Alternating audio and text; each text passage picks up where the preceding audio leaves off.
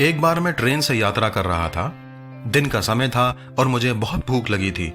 मुझे इंतजार था कि ट्रेन किसी स्टेशन पर रुके तो मैं कुछ खाने पीने का सामान खरीद सकूं।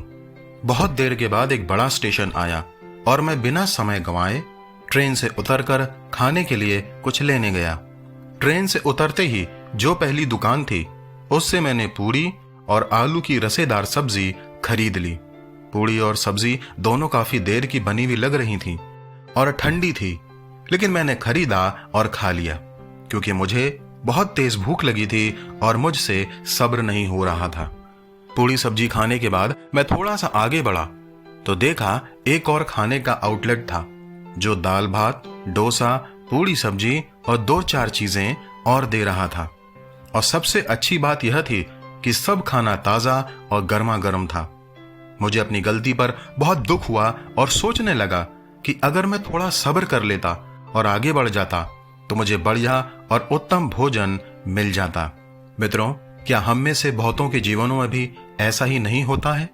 बहुत से लोग क्षण भर के सुख की प्राप्ति के लिए एक बड़े सुख को खो देते हैं जो उनके लिए आगे रखा होता है। बहुत से युवक और युवतियां बहुत जल्द एक दूसरे के प्रति आकर्षित होते हैं और जल्दबाजी में शादी कर लेते हैं, जबकि इस समय उनको अपने भविष्य के प्रति ध्यान केंद्रित होना चाहिए।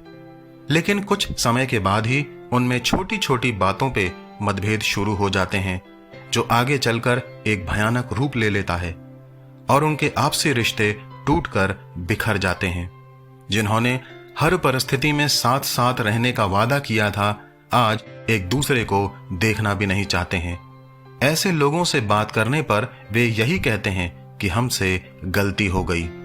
वे कहते हैं अगर मैं थोड़ा सब्र कर लेता या लेती और अपने को नियंत्रण में रखता या रखती तो आज मेरी यह हालत ना होती।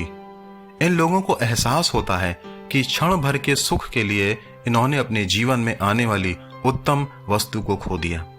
बाइबल में एसाव नामक एक व्यक्ति है जिसने क्षण भर के सुख की प्राप्ति के लिए एक बड़ा अधिकार और आशीष खो दी।